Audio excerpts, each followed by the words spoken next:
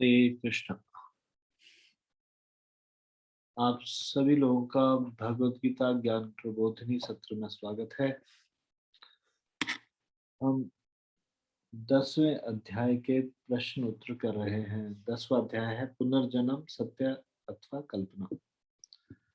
इससे पहले कि हम आगे बढ़ें, कृपया आप सब लोग मेरे साथ ही मंगलाचरण पढ़िए।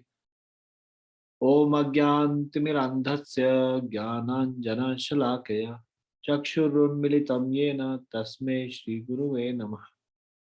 श्रीचैतन्यमनोभीष्टं स्थापितं येन भूतले स्वयं रूप कदा मह्यं ददाति स्वपदान्तिकम्। वन्देऽहं श्रीगुरोः श्रीयुतपत्कमलं श्रीगुरुन् वैष्णवांश्च श्रीरूपं सागरजातं सहगण रघुनाथान्वितं तं सजीवम् साद्वैतं सावधूतं परिजनसहितं कृष्णचैतन्यदेवम् श्री राधा कृष्णपादान् सहगण ललिता श्री विशाखान्वितांश्च। हे कृष्ण करुणा सिंधु दीनबंधु जगतपते गोपेश गोपिका कांत राधा कांत नमस्तुते। तप्त कांचन गौरांगी राधे वृंदावनेश्वरी विश्वानुसुते देवी प्रणमामि हरिप्रिये। वाञ्छाकल्पतरुभ्यश्च कृपा सिन्धुभ्यैव च पतितानां पावनेभ्यो वैष्णवेभ्यो नमो नमः। जय श्री कृष्ण चैतन्य प्रभु नित्यानंद श्री अद्वैत गदाधर शिवासादि गौर भक्तवृंद। हरे कृष्ण कृष्ण कृष्ण हरे हरे हरे राम राम राम हरे हरे।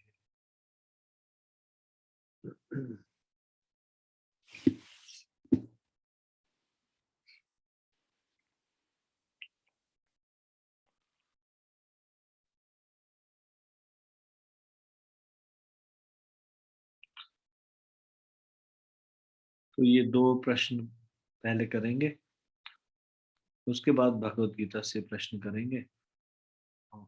ये प्रश्न है, कई लोग कहते हैं कि वे आध्यात्मिकता अथवा पुनर्जन्म में रुचि नहीं रखते। उन्हें सच्चाई बताने के लिए आप कौन सा उदाहरण देंगे?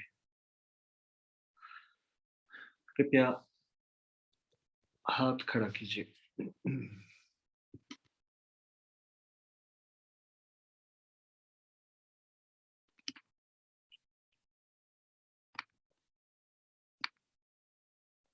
खुशी माता जी। हरे कृष्णा प्रभु जी, दंडवत प्रणाम। प्रभु जी, हम उन्हें ये एग्जाम्पल दे सकते हैं कि मान लीजिए हमारा सामना एक अपरिचित किंतु जटिल यंत्र मशीन से होता है। हम इसे देख सकते हैं और अनुमान लगाने का प्रयास कर सकते हैं कि यह कैसे चलता है, परंतु यंत्र को जानने का निश्चित उपाय है कि इसे उस व्यक्ति से जाना जाए जिसने इसे बनाया है। इसी प्रकार हमारे चारों ओर विराट सृष्टि एक विशाल यंत्र की भांति है जो किसी के द्वारा कंट्रोल्ड है। पुनर्जन्म की सूक्ष्म क्रिया विधि सहित सृष्टि के यंत्र को जानने के लिए सीधा तरीका है इसके पीछे जो व्यक्ति है यानी भगवान से इसके बारे में जाना जाए। भगवान ही यह सृष्टि के रचयिता है। मनुष्य को अधिकृत शास्त्रों जो कि भगवान के प्रत्यक्ष शब्द हैं से सत्य के बारे में जानना चाहिए, तभी हम सच्चाई से विज्ञ हो पाएंगे। हरे कृष्णा प्रभु जी, धन्यवाद प्रणाम। ठीक है, धन्यवाद। कोई कुछ इसमें ऐड करना चाहते हैं?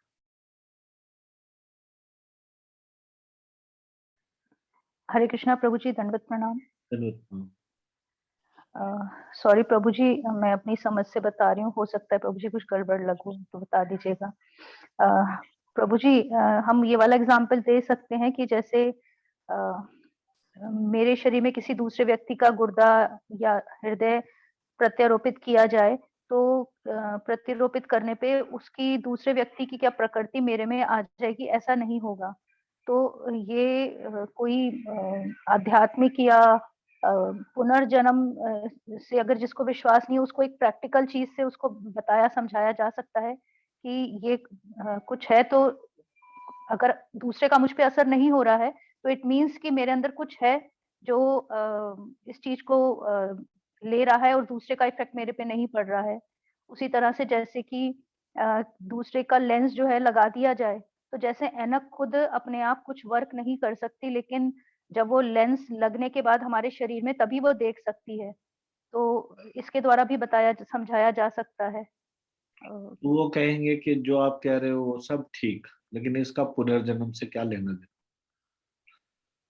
लेंस का एग्जाम्पल लो, चाहे गुर्दा चेंज करने का एग्जाम्पल लो, तो वो कहेंगे कि ठीक है, आपकी बात से सहमत, कि उसकी प्रकृति हमारे में नहीं आती, हम तो कह ही नहीं रहे कि उसकी प्रकृति आती। हम तो सिर्फ इतना कह रहे हैं कि पुनर्जन्म कहाँ कैसे मान ले सच। इस एग्जाम्पल लेकिन से इस एग्जाम्पल से कैसे हम साबित कर सकते हैं कि पुनर्जन्म सही है। प्रभु जी इस तरह से कर सकते हैं कि जो पार्ट जो लगा है उस पार्ट का बॉडी पार्ट जो भी प्रत्यारोपित किया गया है उसका अपने आप में कोई वैल्यू नहीं है। तो शरीर में कुछ चीज है जो वह करती है, वो है आत्मा। तो आत्मा एक शरीर छोड़ के दूसरा शरीर धारण कर रही है। सॉरी प्रभु जी। ये कोई ठोस उत्तर नहीं हुआ जिससे ये पुनर्जन्म के बारे में बताया जा सके, है ना। जी प्रभु जी। जैसे मान लो कोई बोले कि ठीक है, आत्मा भी होती है, एक बार आती है बस, और एक बार मर जाती है, उसके बाद दोबारा से नहीं आती।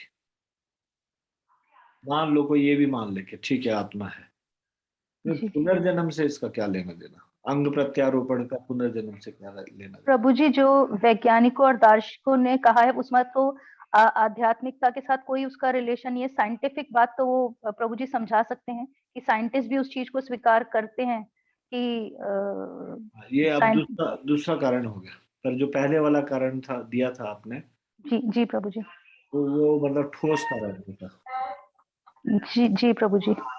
ठीक है, सॉरी प्रभु जी। लेकिन प्रभु जी वैज्ञानिकों वाला या फिलोसफर्स वाला ये दे सकते हैं प्रभु जी। साइंटिफिक रिसर्च की है, ये कह सकते हैं। और इतने सारे केसेस को उन्होंने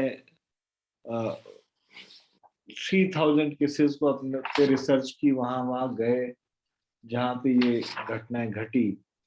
जी स्टीवनसन है ना, स्टीवनसन ने ऐसा किया था ना। जी जी उन्होंने प्रभु जी। स्टीवनसन ने 3000, मोर देन 3000 केसेस को लिया, और 3000 केसेस में भी अलग अलग कंट्रीज में, भारत, श्रीलंका, लेबनान, तुर्की, थाईलैंड, बर्मा, तो हर जगह वो चले जाते थे और वहां जी उनके पुराने जन्म के लोगों से मिलते थे। तो ऐसा बोला जा सकता है पुनर्जन्म के विषय में 100 से अधिक पुस्तकें हैं, रिसर्च थीसिस लिखे गए हैं, है ना। जी ये जी डिफरेंट आंसर हुआ, लेकिन जो पहले वाला लॉजिक था वो लॉजिक स्ट्रांग नहीं था। जी। ठीक है, सॉरी प्रभु जी। ठीक है। कोई बात जी नहीं, ठीक है। No problem. हरे कृष्णा प्रभु जी, धन्यवाद, प्रणाम। और कोई कुछ बोलना चाहते हो। हरे कृष्णा प्रभु जी, दंडवत प्रणाम। जगत प्रणाम। प्रभु जी, इसमें जो लोग कहते हैं कि आध्यात्मिकता अथवा पुनर्जन्म में रुचि नहीं रखते, उन्हें सच्चाई बताने के लिए हम एग्जाम्पल्स ही दे सकते हैं। जैसे जड़ भरत का एग्जाम्पल दे सकते हैं और शुक्ला का एग्जाम्पल है। और इस तरह की जब हम उनको स्टोरीज बताएंगे और ये समझाएंगे कि हमारे प्रेजेंट जन्म के कर्म और हमारे अंतिम समय की चेतना के अनुसार ही हमें अगला जन्म ईश्वर की कृपा से मिलता है, तो वो इस चीज को समझ पाएंगे। क्योंकि जैसे आपने बताया था प्रभु जी कि कुछ लोग बहुत गरीब परिवार में पैदा होते हैं और कुछ बहुत रिच होते हैं, तो उनके पिछले जन्मों के जो कर्म होते हैं वही उनका पुनर्जन्म, उनको अब नेक्स्ट जन्म किस तरह से किस परिवार में मिलना है ये डिसाइड करता है। और जब अंतिम समय की हमारी चेतना है कि हम भगवान का स्मरण करते हुए अपना शरीर छोड़ रहे हैं, या हम किसी कुत्ते बिल्ली और जानवर में हमारा मन आसक्त है, ये भी डिसाइड करता है कि हमारा पुनर्जन्म किस तरह मिलेगा हमको। हरे कृष्णा प्रभु जी, दंडवत प्रणाम। अब इससे ये प्रश्न उठता है नया, जो यहाँ पे दूसरा प्रश्न पूछा गया है, तो ये प्रश्न उठता है ये कि ये जो कथाएं हैं ये मन गढ़ंत भी तो हो सकती है। शुक्ला जैसी पूर्व जन्म की स्मृतियां मन गढ़ंत कहानियां हो सकती है जो बच्चों द्वारा प्रसिद्ध होने के लिए बनाई गई हो। इस विषय में आप इसका क्या उत्तर है, कृपया हाथ खड़ा कीजिए।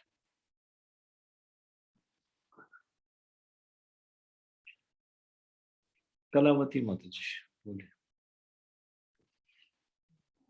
हरे कृष्णा प्रभु जी, दंडवत प्रणाम। चलो प्रणाम। प्रभु जी, नहीं, ये मनगढ़ंत कहानी तो नहीं हो सकती, क्योंकि शुक्ला का वृत्तांत डॉक्टर इयान स्टीवेंसन के 3000 प्रकरणों वाली फाइल में से एक है। अब ये प्रश्न उठता है कि डॉक्टर स्टीवेंसन है कौन? डॉक्टर जॉन स्टीवेंसन वर्जीनिया के विश्वविद्यालय में मनोविज्ञान के प्राध्यापक है, जिन्होंने 30 से भी अधिक वर्षों तक पुनर्जन्म के क्षेत्र में अनुसंधान किए हैं। उन्होंने अपनी फाइलों में इस प्रकार 3000 से भी अधिक प्रकरणों को संचित कर रखा है तथा इनमें से आधे से अधिक सुलझे प्रकार के हैं।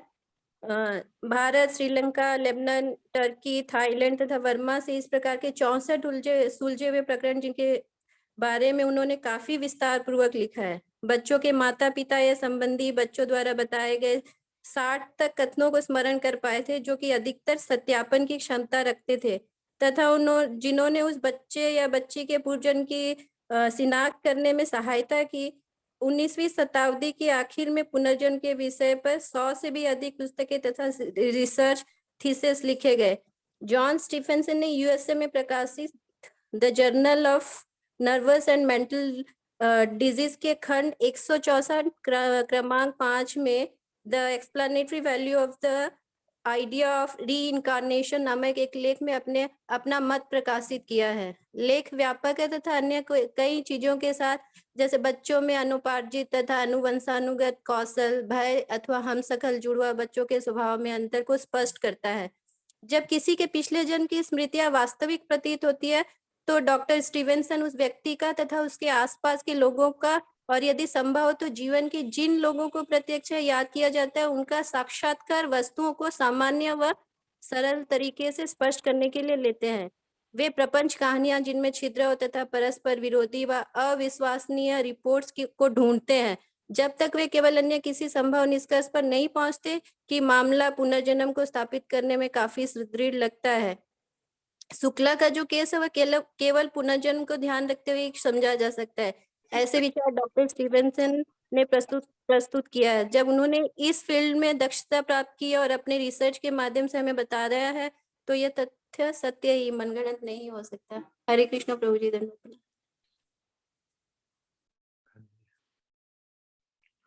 अगर थोड़ा सा भी उस कहानी में दोष निकालने का प्रयास करते थे स्टीवेंसन, वो उसमें अगर कहीं पे भी उनको छिद्र मिलता, यानी कि गलती मिलती, या फिर कोई विरोधी बातें निकलती, अविश्वसनीय रिपोर्ट्स को वो खोजते, तो फिर उस केस को इस लिस्ट में रखते नहीं थे। यानी कि उन्होंने 3000 से भी ज्यादा केसेस को स्टडी किया, लेकिन 3000 को पब्लिश किया। उनमें से कई ऐसे केसेस भी थे जिनको रिजेक्ट किया मतलब मोर देन 3000 केसेस उन्होंने रिसर्च किए, और जो उनको लगता था कि इसमें थोड़ा सा इतने क्लैरिटी नहीं है, उसको इंक्लूड नहीं किया। ठीक है, थैंक यू। अभी हम कल आपको ये कार्य दिया था, दूसरे अध्याय का 22वां श्लोक, तो कृपया सब लोग दूसरे अध्याय के 22वें श्लोक को निकाल दीजिए।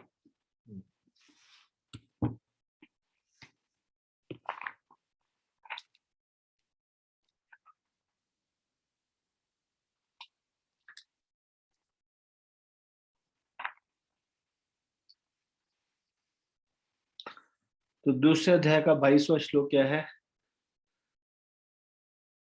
वासांसि जीर्णानि यथा विहाय नवानि गृह्णाति नरोपराणि तथा शरीराणि विहाय जीर्णान्यानि संयाति नवानि देहि। अब मैं इसका अनुवाद और तात्पर्य को पढ़ूंगा, और इसका अनुवाद और तात्पर्य पढ़ने के बाद आप ये प्रश्नों का उत्तर देने में सक्षम होने चाहिए।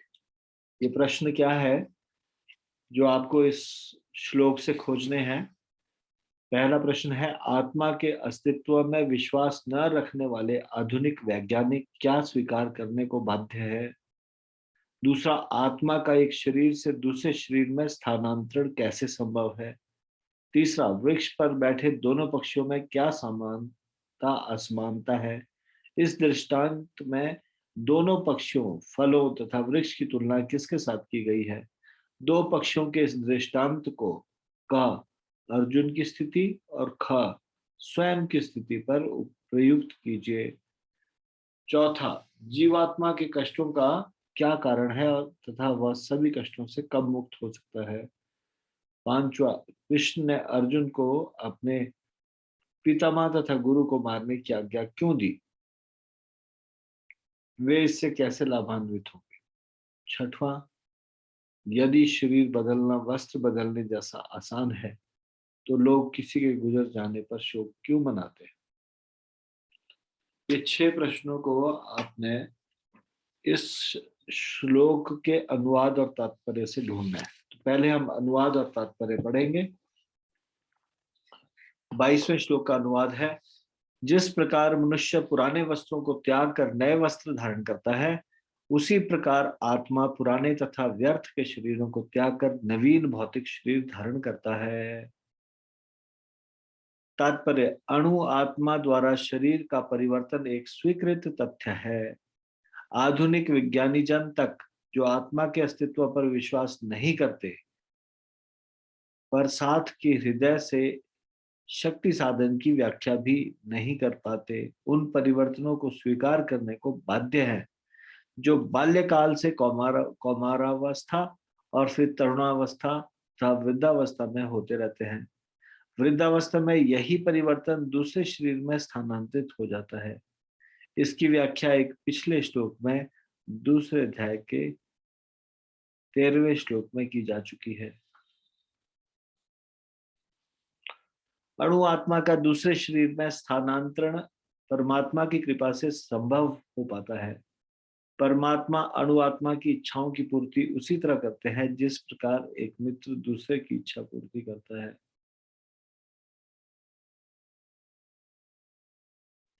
मुंडुक तथा श्वेताश्वर उपनिषदों में आत्मा तथा परमात्मा की उपमा 2 मित्र पक्षियों से दी गई है जो एक ही वृक्ष पर बैठे हैं। इनमें से एक पक्षी अणु आत्मा वृक्ष के फल को खा रहा है, दूसरा पक्षी कृष्ण अपने मित्र को देख रहा है। यद्यपि दोनों पक्षी समान गुण वाले हैं, किंतु इनमें से एक भौतिक वृक्ष के फलों पर मोहित है, किंतु दूसरा अपने मित्र के कार्यकलापों का साक्षी है मात्र है। कृष्ण साक्षी पक्षी है और अर्जुन फल भोक्ता पक्षी। यद्यपि दोनों मित्र सखा है, किंतु फिर भी एक स्वामी है और दूसरा सेवक। अणु आत्मा द्वारा इस संबंध की विस्मृति ही उसके एक वृक्ष से दूसरे पर जाने या एक शरीर से दूसरे में जाने का कारण है। जीवात्मा प्राकृत शरीर रूपी वृक्ष पर अत्यधिक संघर्षशील है, किंतु जो ही वह दूसरे पक्षी को परम गुरु के रूप में स्वीकार करता है, जिस प्रकार अर्जुन कृष्ण का उपदेश ग्रहण करने के लिए स्वेच्छा से उनकी शरण में जाता है, त्यों ही परतंत्र पक्षी तुरंत सारे शोकों से विमुक्त हो जाता है।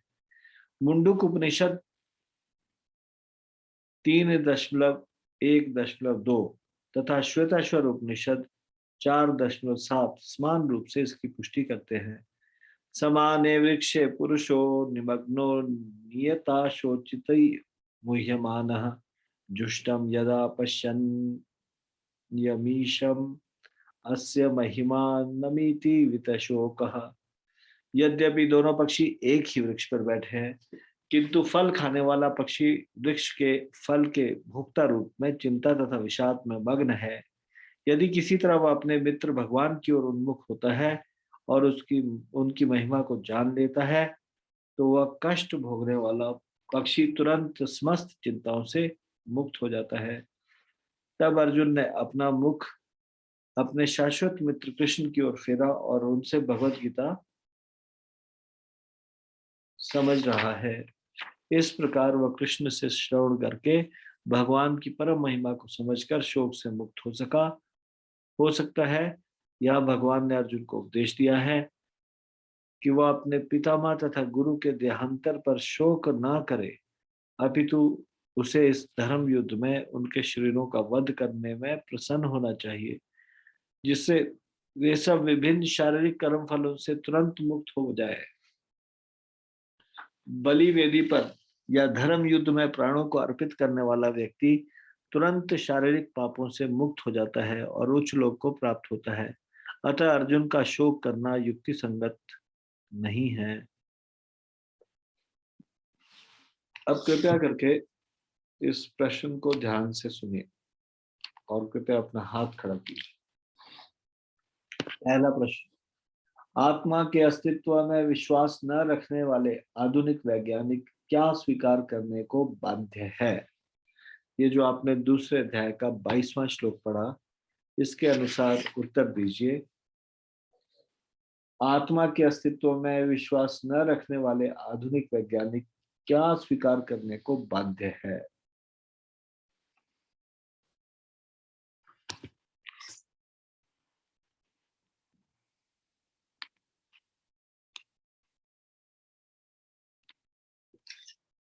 मुस्कान माता जी बताइए। हरे कृष्णा प्रभु जी, दंडवत प्रणाम। हरे कृष्णा जी। आधुनिक वैज्ञानिक जो आत्मा के अस्तित्व पर विश्वास नहीं करते, पर साथ ही हृदय से शक्ति साधन की व्याख्या भी नहीं कर पाते, उन परिवर्तनों को स्वीकार करने को बाध्य हैं जो बाल्यकाल से कुमारावस्था और फिर तरुणावस्था तथा वृद्धावस्था में होते रहते हैं। वृद्धावस्था से यही परिवर्तन दूसरे शरीर में स्थानांतरित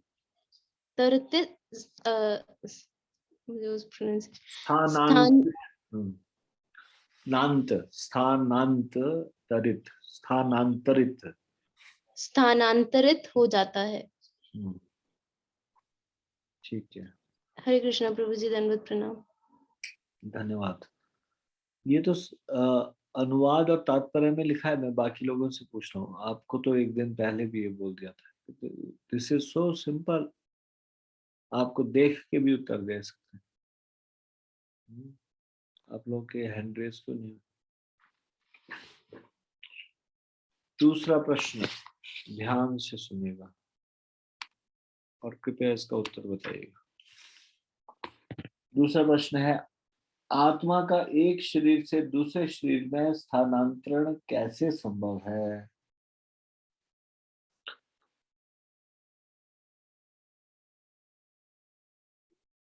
आत्मा का एक शरीर से दूसरे शरीर में स्थानांतरण कैसे संभव है?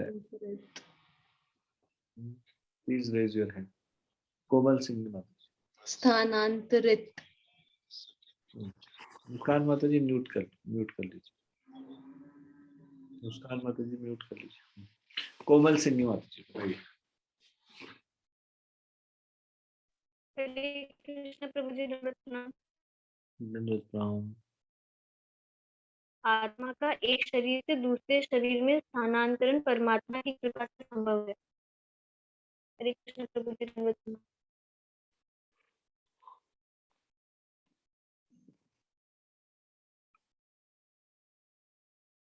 परमात्मा अणुआत्माओं की इच्छाओं की पूर्ति उसी प्रकार करते हैं जैसे कि एक मित्र दूसरे की इच्छा पूर्ति करता है। तो भगवान की कृपा के कारण आत्मा एक शरीर से दूसरे शरीर में जाती है। अब तीसरा प्रश्न ध्यान से सुनिए और इसको एक्सप्लेन कीजिए, समझाइए, बताइए। तीसरा प्रश्न है, वृक्ष पर बैठे दोनों पक्षों में क्या समानता असमानता है? What are the similarity and what are the differences? दोनों में बताना है आपको। What is the similarity and difference between the two birds sitting in the tree? क्या सिमिलरिटी है और क्या डिफरेंस, ये बताना है। दोनों पक्षों में क्या समानता असमानता है? और ये जो एनालॉजी यूज हुई है उसमें टू बर्ड्स का क्या मतलब है, दो पक्षियों का क्या मतलब है, और फल का क्या मतलब है, वृक्ष की तुलना किसके साथ की गई है, पक्षियों की तुलना क्या है, फलों की तुलना क्या है, वृक्ष की तुलना किसके साथ की गई, और दो पक्षियों के इस दृष्टांत को apply this to birds analogy, पहले तो अर्जुन के सिचुएशन में एंड देन योर सिचुएशन। आपको ये दो पक्षियों के इस दृष्टांत को अर्जुन की स्थिति में और फिर स्वयं की स्थिति में प्रयुक्त कीजिए इसको।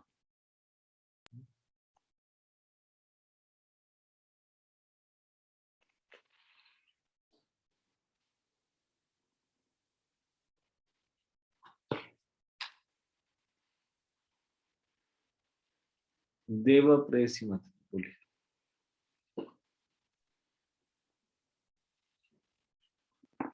हरे कृष्णा प्रभु जी, दंडवत प्रणाम। प्रभु जी, इनमें से एक तो जैसे वही सेवक है, एक स्वामी है, एक मतलब साक्षी है, देख रहा है, एक फल को खा रहा है वृक्ष के। जो भगवान है वो साक्षी है हर चीज के लिए, हर कर्म के। डिफरेंसेस बता रहे हो मतलब आप पहले? हाँ जी प्रभु जी, आपने कहा क्वेश्चन। आपको दो चीजें बतानी है, सिमिलरिटीज क्या है और डिफरेंसेस क्या है between the two birds. Two birds,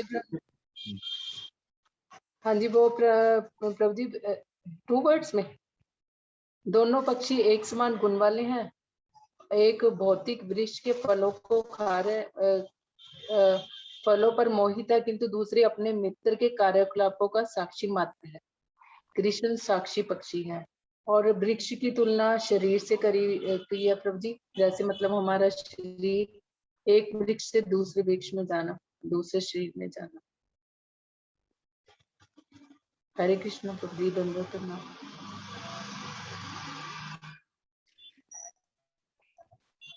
नहीं तो आपने सिमिलरिटीज बताई, सिमिलरिटीज क्या है और डिफरेंसेस क्या है, दोनों चीजें बताओ। हाँ जी, डिफरेंस ये है प्रभु जी। पहले दो पक्षी क्या है, दो पक्षी का मतलब क्या? हाँ जी, दो पक्षी समान है प्रभु जी, एक तो खा रहा है, एक फल को खा रहे। ये पक्षी किसको रेफर किया गया है? पक्षी तोतों को, प्रभु चिड़िया जी। को? नहीं जी प्रभु जी, दो मित्र, दो मित्र, एक कृष्ण एक भौतिक, एक भगवान के लिए कहा है। अच्छा, मतलब दो दो मित्र, दो पक्षी मतलब दो मित्र। हाँ जी प्रभु जी। गलत, ढंग से नहीं बता रहा। प्रभु जी, अर्जुन और कृष्ण के लिए नहीं है।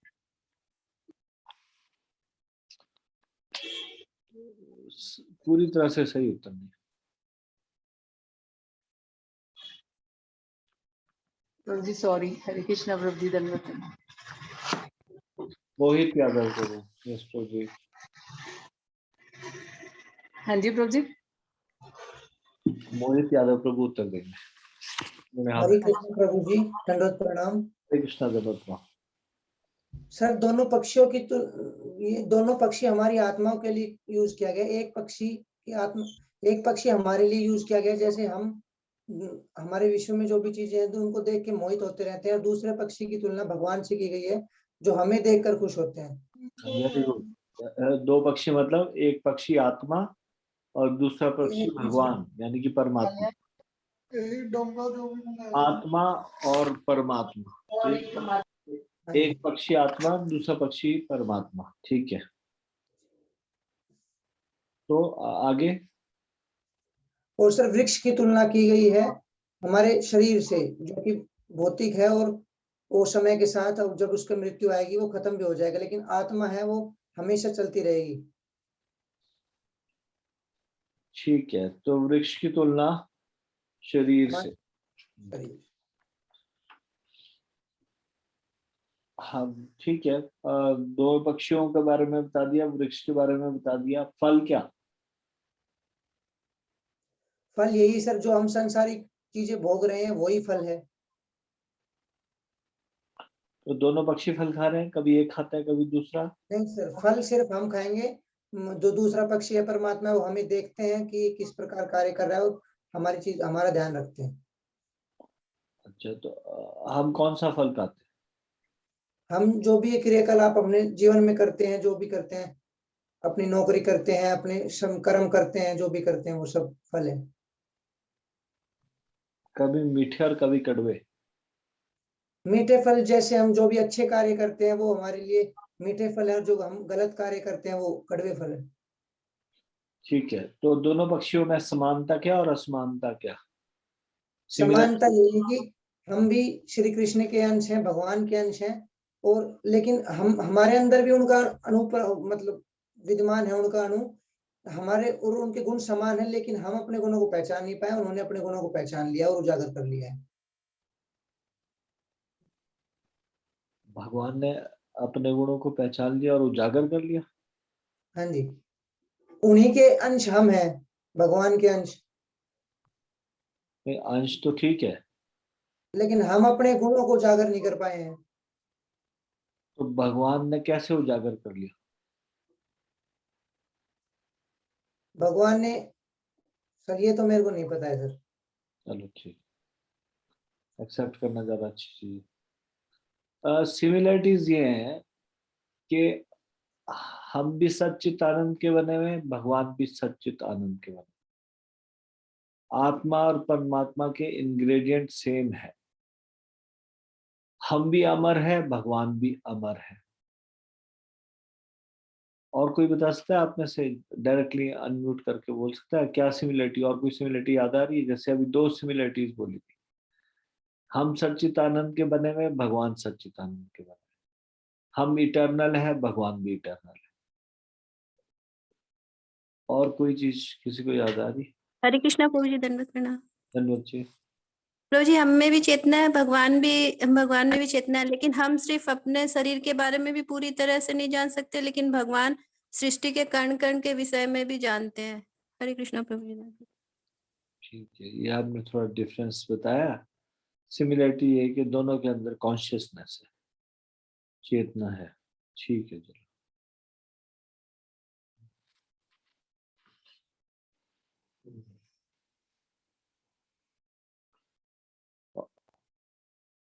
और डिफरेंस क्या? हम अणु आत्मा है, भगवान विभू आत्मा है।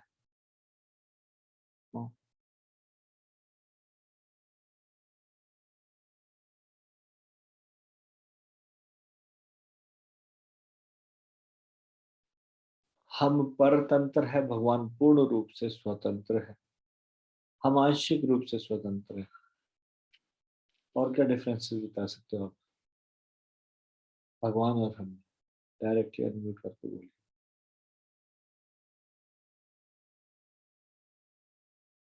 हरे कृष्णा प्रभु जी, दंडवत प्रणाम। जी। प्रभु जी, इसमें से एक वो भौतिक वृक्ष के फलों पर मोहित है, दूसरा साक्षी मात्र है। भगवान साक्षी मात्र हैं और हम भौतिक वृक्ष के फलों पर मोहित हैं। हरे कृष्णा प्रभु जी, दंडवत प्रणाम। ठीक है, अब कौन ये बताएगा कि इस दृष्टांत को, अर्जुन की स्थिति,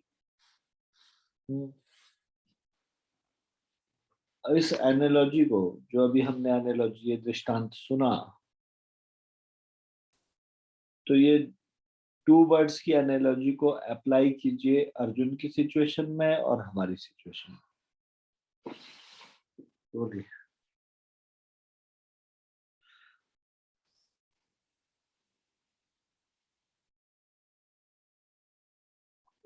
टू बर्ड्स की एनालॉजी को।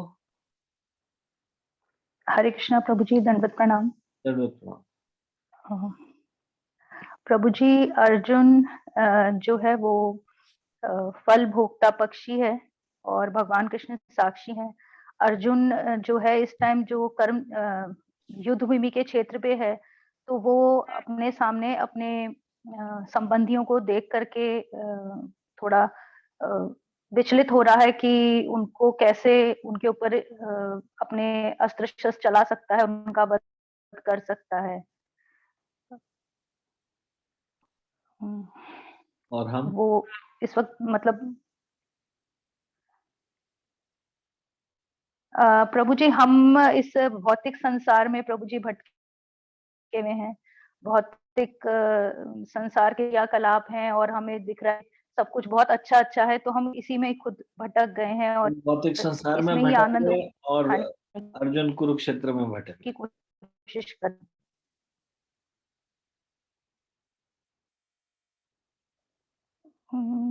Somewhat Prabhu ji, sorry Prabhu ji, actually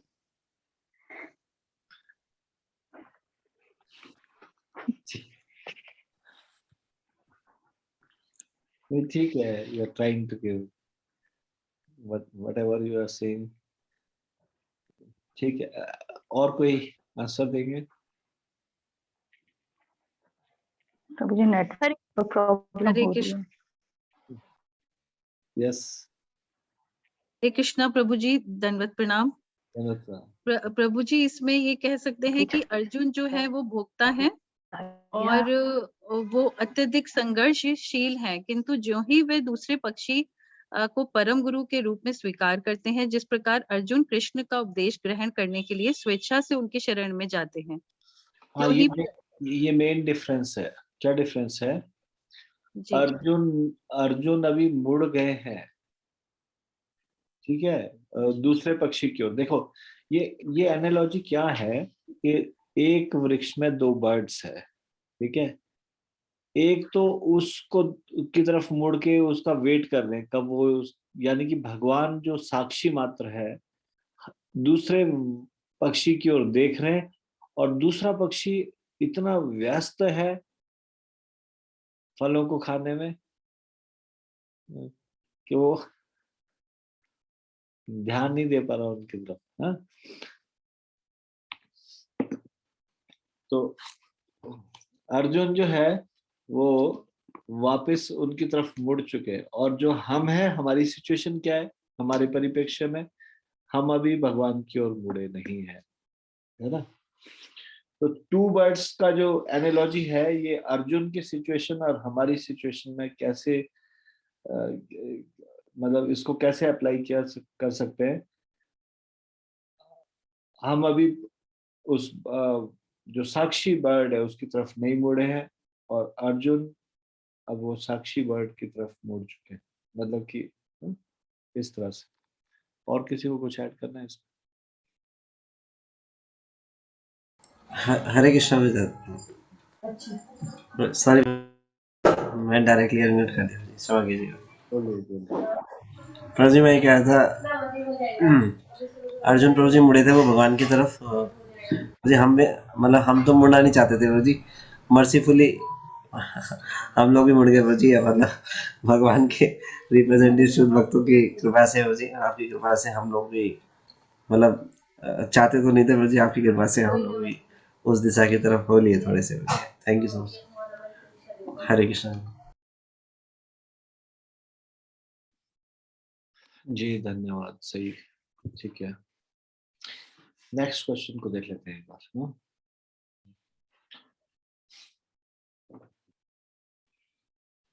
चौथा प्रश्न है, जीवात्मा के कष्टों का क्या कारण है और वह सभी कष्टों से कब मुक्त हो सकता है? मैं अभी सबके हाथ नीचे कर रहा हूँ, दोबारा से हाथ खड़ा कीजिए प्लीज।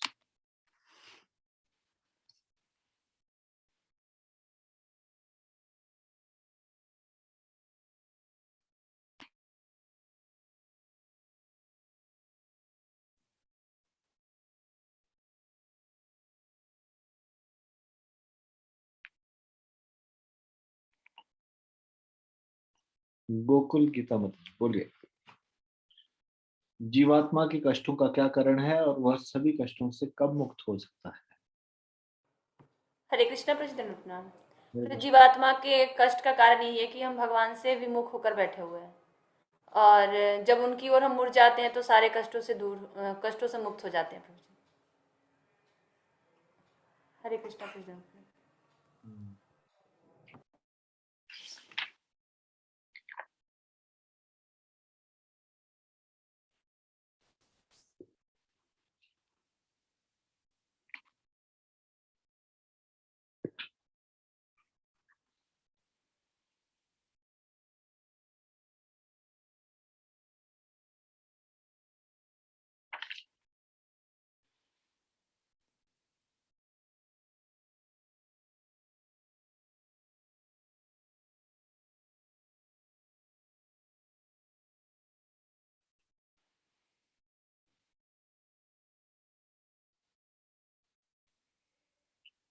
5वां प्रश्न, कृष्ण ने अर्जुन को अपने पितामह तथा गुरु को मारने की आज्ञा क्यों दी? वे इससे कैसे लाभान्वित होंगे? मैं एक बार हाथ नीचे कर रहा हूँ सबका।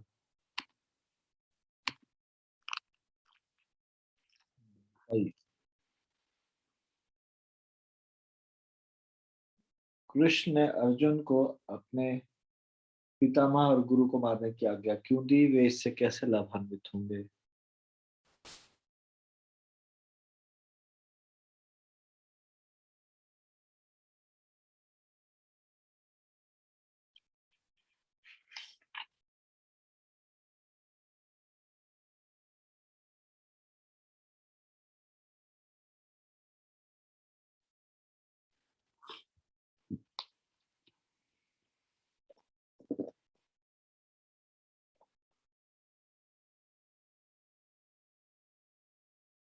मुस्कान माता जी बोलिए।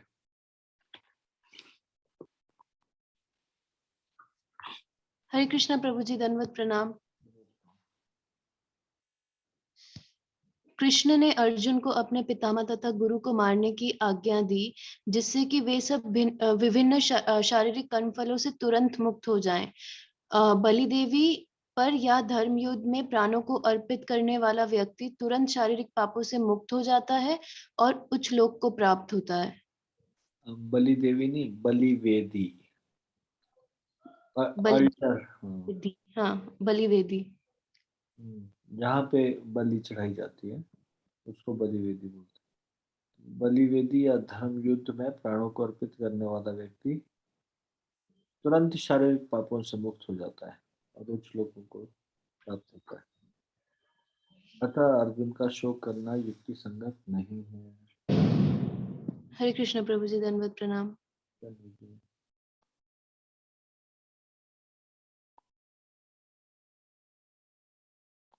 यदि शरीर बदलना वस्त्र बदलने के जैसा आसान है तो लोग किसी के गुजर जाने पर शोक क्यों मनाते हैं? अगर ये इतना ही आसान है जैसे कि एक वस्त्र को बदलना, तो फिर लोग क्यों शोक मनाते हैं?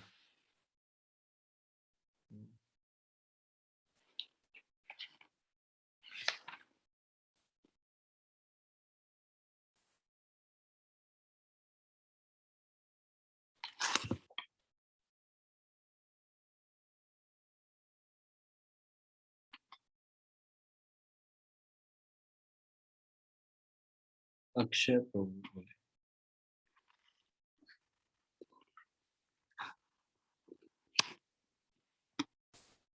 अक्षय प्रभु।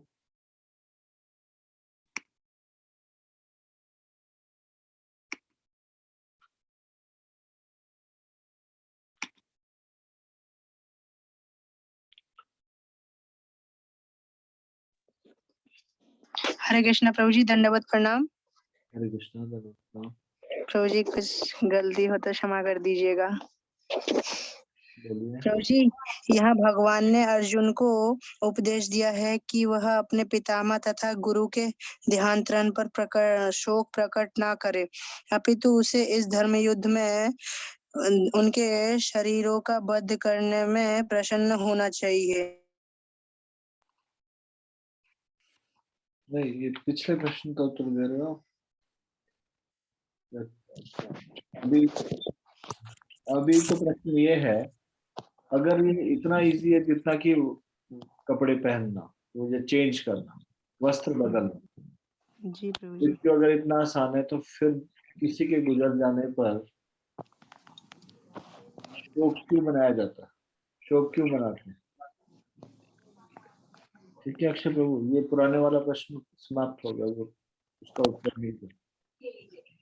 कर लीजिए। जी प्रभु जी, हरे कृष्णा प्रभु।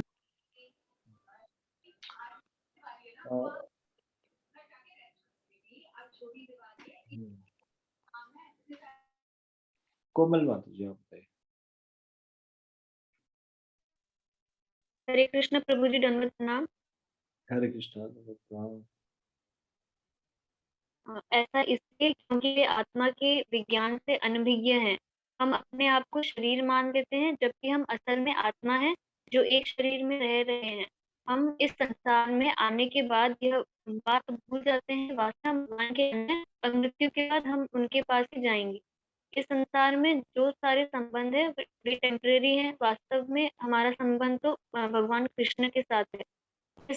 इन संबंधों में अटैच हो जाते हैं और फिर शोक करने लगते हैं। हरे कृष्ण। आपकी आवाज बहुत ज्यादा कटते हुए आ रही थी, समझने में बड़ा मुश्किल सा हो रहा था। आप जहाँ सिग्नल अच्छा है वहां से आपका आंसर देना चाहिए।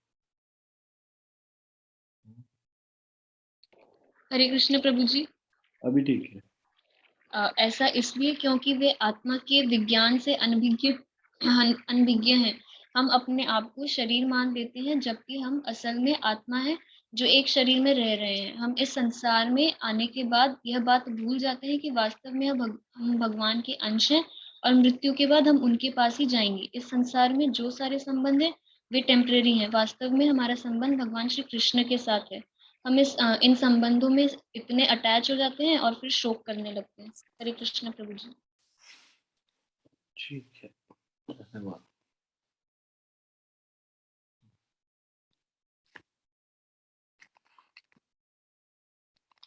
अब दूसरे अध्याय का 40वां श्लोक भी निकाल ही लेते हैं।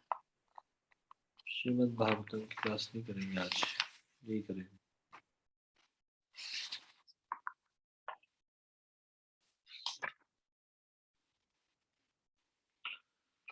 दूसरे अध्याय का 40वां श्लोक को ध्यान से पढ़िएगा और फिर ये दो प्रश्नों के उत्तर दीजिएगा। दूसरे अध्याय का 40वां श्लोक है, नेहाभिक्रम नाशोऽस्ति प्रत्यवायो न विद्यते स्वल्पम अप्यस्य धर्मस्य त्रायते महतो भयात्। इस प्रयास में न तो हानि होती है न ही ह्रास, अपितु इस पथ पर की गई अल्प प्रगति भी महान भय से रक्षा कर सकती है।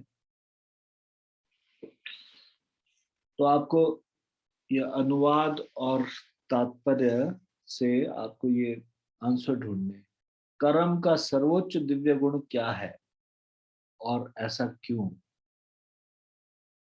ये पहला प्रश्न होगा। दूसरा प्रश्न है, किए गए कर्म के आधार पर आध्यात्मिक जीवन तथा भौतिक जीवन में असमानता पर प्रकाश डालिए।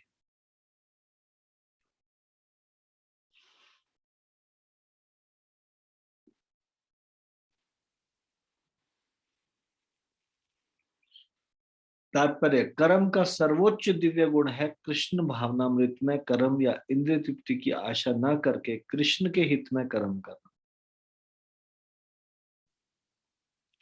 ऐसे कर्म का लघु आरंभ होने पर भी कोई बाधा नहीं आती है, न कभी इस आरंभ का विनाश होता है।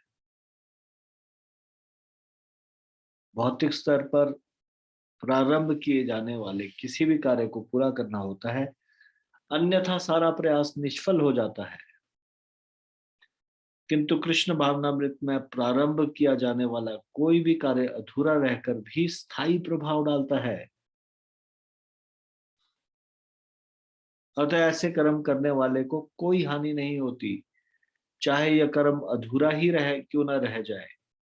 यदि कृष्ण भावनामृत का 1% भी कार्य पूरा हुआ हो तो उसका स्थायी फल होता है। अतः अगली बार 2% से शुभारंभ होगा। किंतु भौतिक कर्म में जब तक 100% सफलता प्राप्त न हो तब तक कोई लाभ नहीं होता। अजामिल ने कृष्ण भावनामृत में अपने कर्तव्य का कुछ ही प्रतिशत पूरा किया था, किंतु भगवान की कृपा से उसे 100% लाभ मिला। इस संबंध में श्रीमद् भागवतम के 9वें स्कंद के 5वें अध्याय का 17वां श्लोक एक अत्यंत सुंदर श्लोक आया है।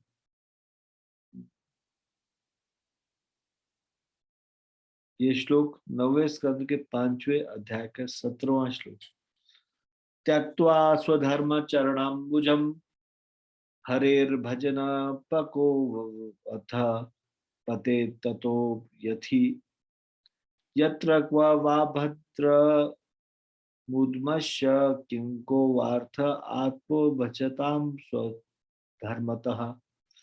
यदि कोई अपना धर्म छोड़कर कृष्ण भावनामृत में काम करता है और फिर काम पूरा न होने के कारण गिर जाता है,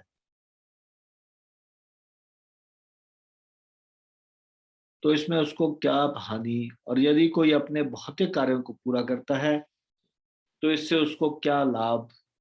अथवा जैसा कि ईसाई कहते हैं, यदि कोई अपनी शाश्वत आत्मा को खोकर संपूर्ण जगत को पा ले तो मनुष्य को इससे क्या लाभ।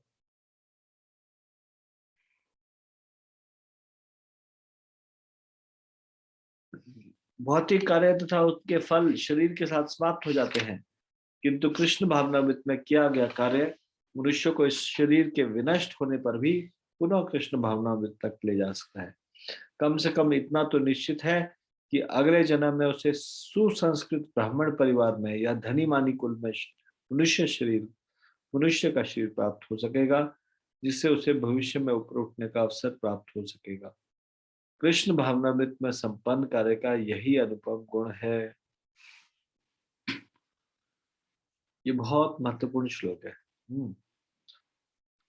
अभी आपको बताना है कर्म का सर्वोच्च दिव्य गुण क्या है और क्यों। हरे कृष्णा प्रभु जी प्लीज खाली ये एक लाइन जो फर्स्ट पैराग्राफ की सेकंड लाइन है ना, ऐसे कर्म का लघु आरंभ होने पर भी कोई बाधा नहीं आती है, न कभी इस आरंभ का विनाश होता है, तो यहाँ इसका मीनिंग।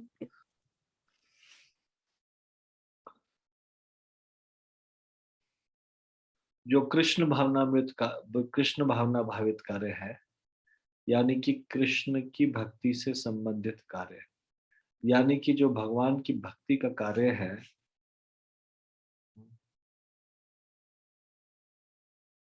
इसके अगर थोड़ी सी भी शुरुआत की जाए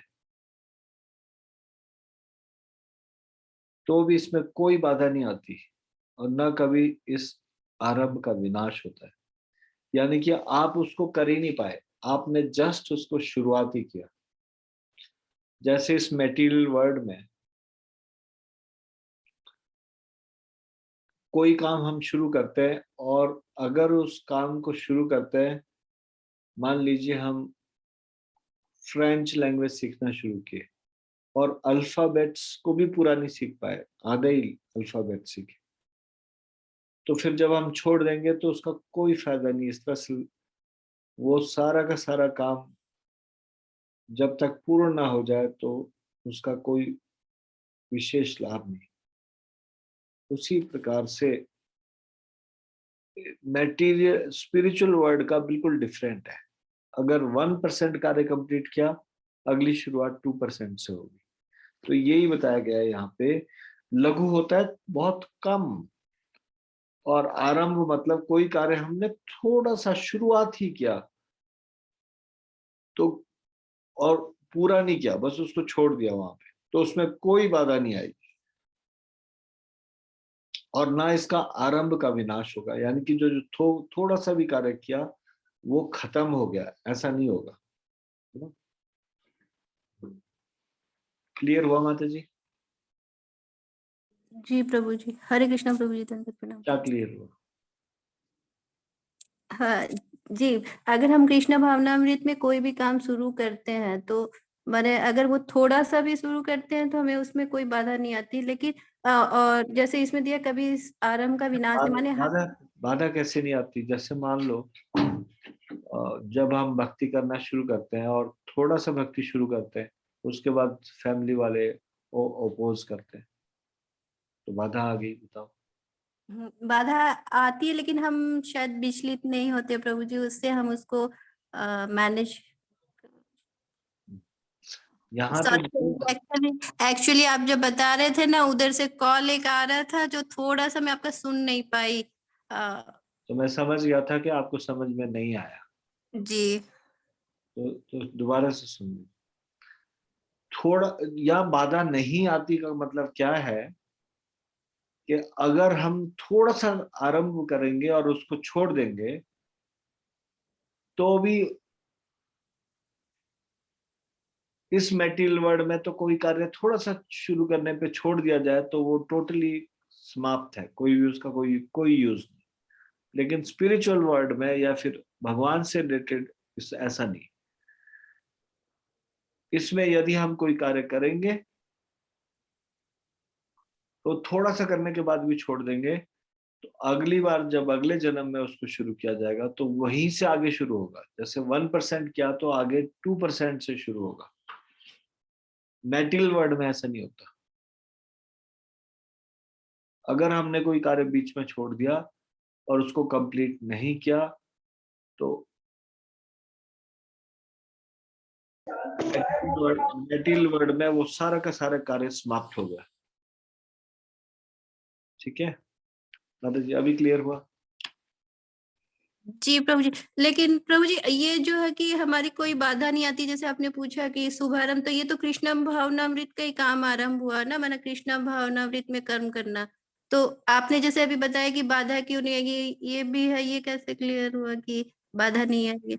इसको समझना पड़ेगा। बाधा नहीं आती का मतलब क्या है? बाधा नहीं आती का मतलब ये है कि भले ही हमने वो कार्य छोड़ दिया, लेकिन इसका मतलब जो हमने किया वो टोटली वेस्ट हो गया, ये नहीं। यानी कि हमारी एक लंबी जर्नी है जो कृष्ण में भक्ति में आगे बढ़ने की जर्नी है। इस जन्म में नहीं, अनेक जन्म से हम थोड़ा थोड़ा आगे बढ़ते हुए आ रहे। ये मनुष्य का शरीर मिला। अब हमने अगर थोड़ा सा भी भक्ति की और उसके बाद हम भक्ति से विचलित हो गए, तो फिर जब अगले जन्म में भक्ति करेंगे तो उस 1% कंप्लीट किया तो 2% से शुरू करेंगे।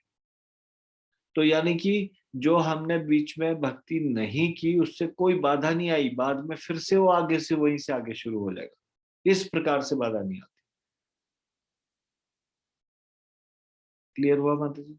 जी जी प्रभु जी, थैंक यू प्रभु जी। क्या क्लियर हुआ, समझाओ। जैसे अगर हम इस जन्म में भक्ति करते हैं और बीच में नहीं कर पाए, तो ऐसा नहीं है कि फिर आगे हम नहीं कर पाएंगे, हमारी कोई बाधा नहीं है, हम फिर भी आगे भी कर सके अगर छूट गया। जैसे आप यहाँ आगे भी जामिल का जो एग्जांपल दिया वो नेक्स्ट में आपने बताया इस श्लोक में, तो ये चीज बता रहे कि हमें कोई बाधा नहीं आएगी बोलने से, वही कि अगर हमने थोड़ी भी भक्ति की होगी तो आगे जाके उसको करने में और बाधा नहीं होगी हमें, हम कर सकेंगे। ठीक है, हरे कृष्ण प्रभु जी। तो प्रश्न मेरा था लेकिन आपने प्रश्न पूछ लिया। प्रश्न ये था, कर्म का सर्वोच्च दिव्य गुण क्या है और क्यों? कर्म का सर्वोच्च दिव्य गुण क्या है और क्यों? मोहित यादव को बोले।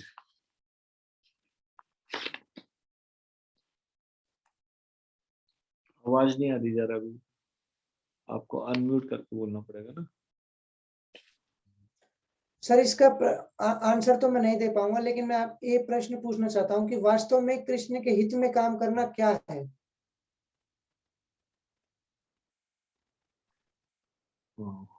कृष्ण के हित में कार्य करना ये है, क्या है ये पूछना चाहता हूँ मैं। भगवान के अनुसार कार्य करना।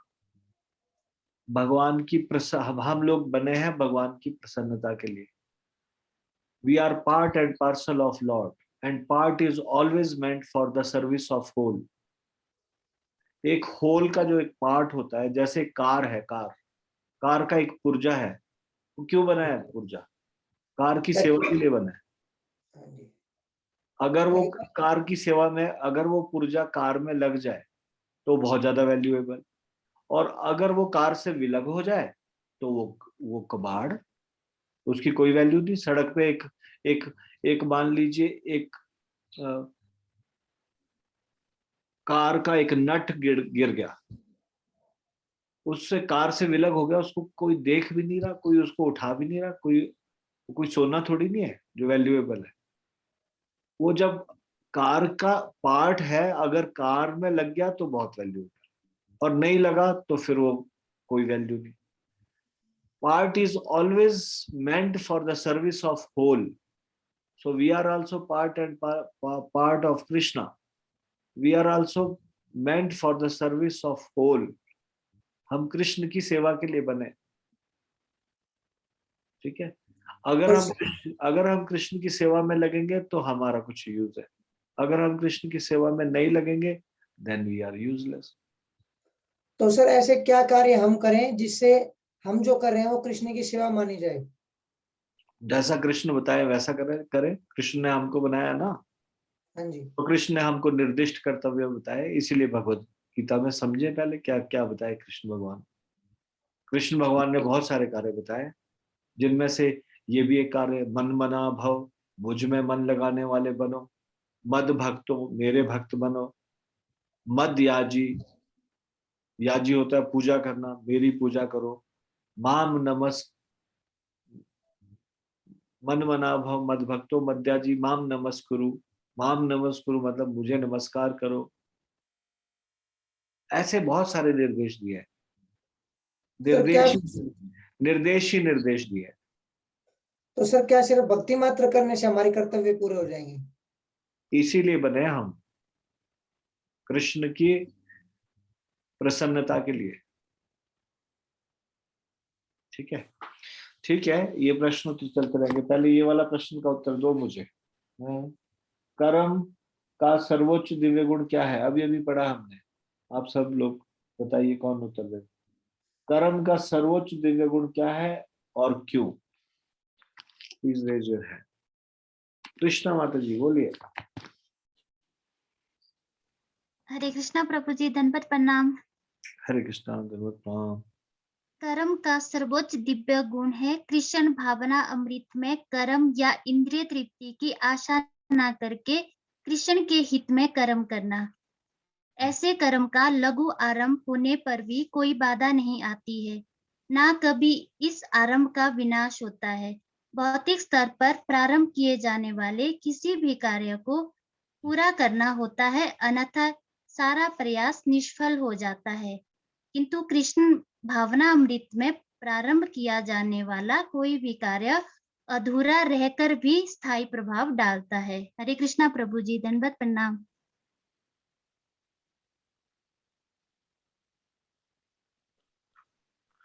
कृष्ण भावनामृत में कर्म का क्या मतलब है?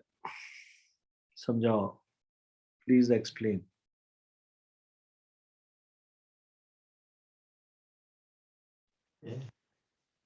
कृष्ण के हित में कर्म करना, जैसे प्रभु जी कृष्ण भगवान की खुशी के कृष्ण के हित में कर्म करना नहीं पूछ रहा हूँ अभी, मैं पहले ये लिखा है ये होता है, पूछ रहा हूँ कृष्ण भावना अमृत में कर्म करना क्या है?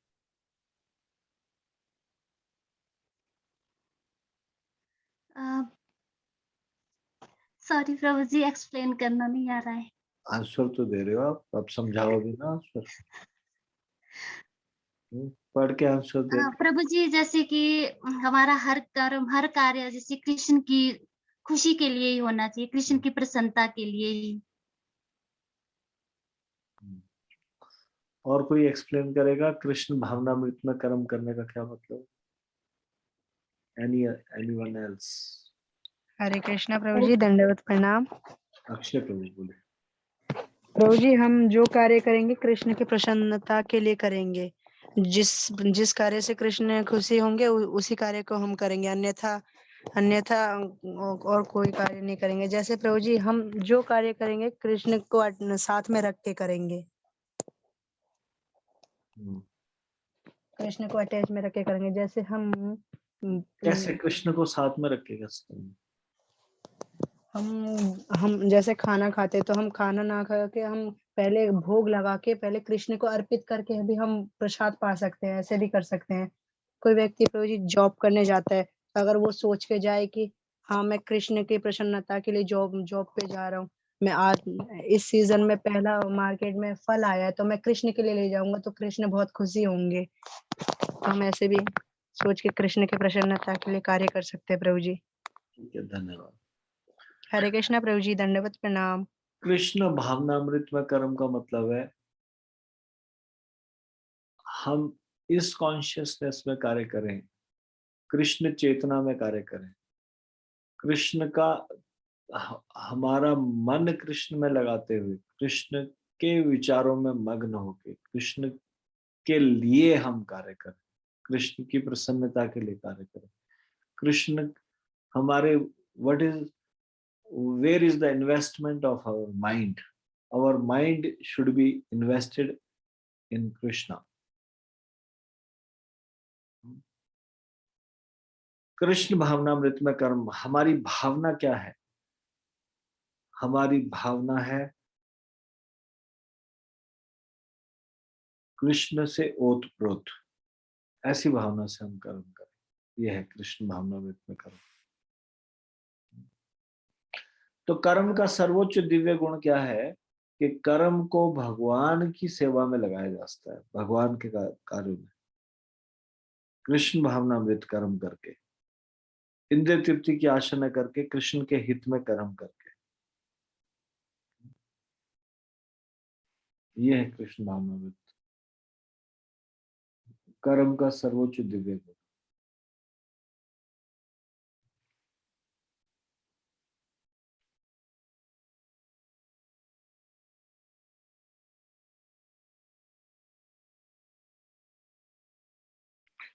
अब इसमें मैं आपको एक चीज बताना चाहता हूँ।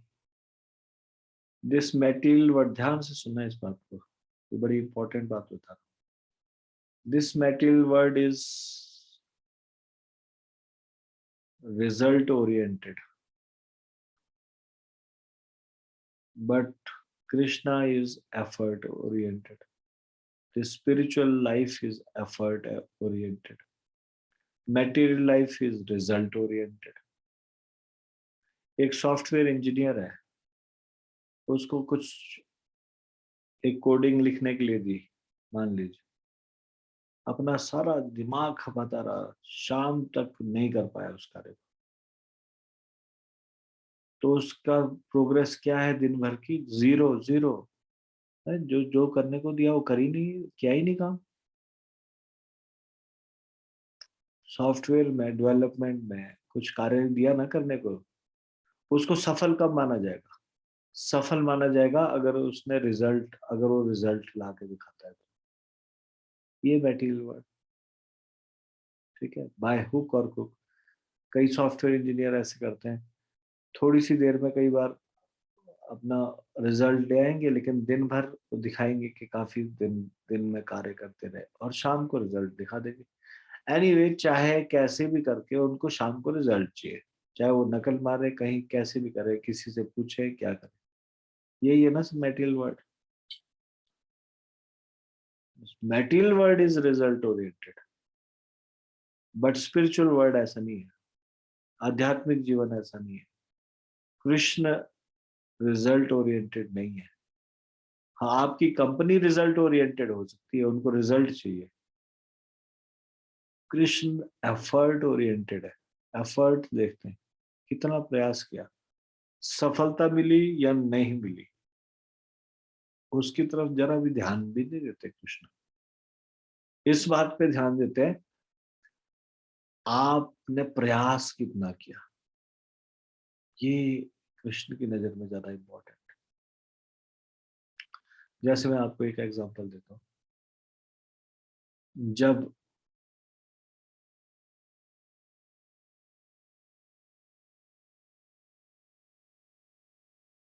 लंका के लिए पुल बन रहा था, सब लोग पुल बनाने में सहायता कर रहे थे।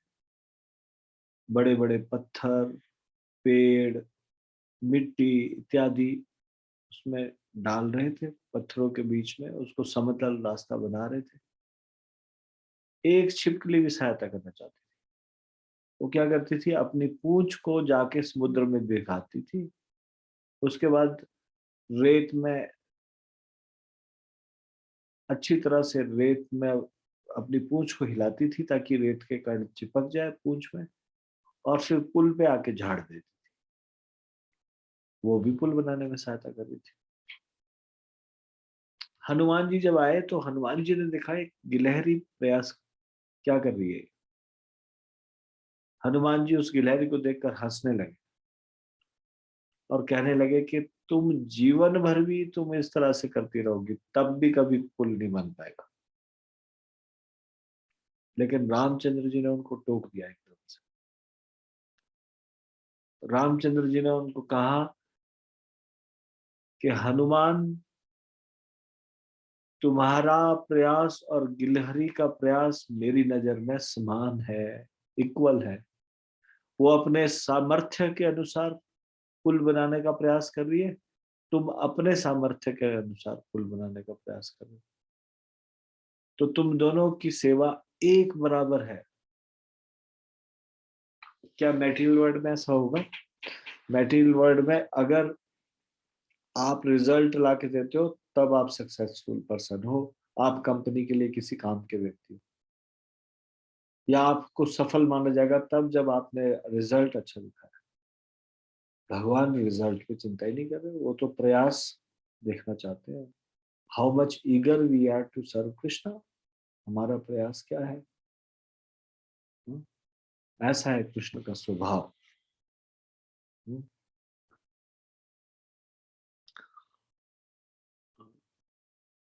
भक्ति का प्रयास किया, भगवान को प्राप्त, भक्ति में कितना आगे बढ़ पाए, ये नहीं हमारा प्रयास कितना रहा, ये कृष्ण भगवान देखना चाहते हैं।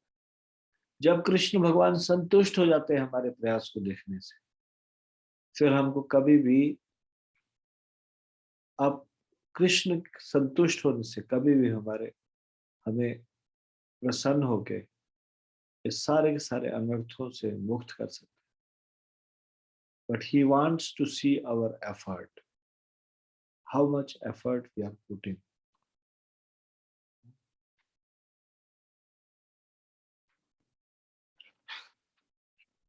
तो हम लोग अभी इसको यहीं पे विराम देंगे।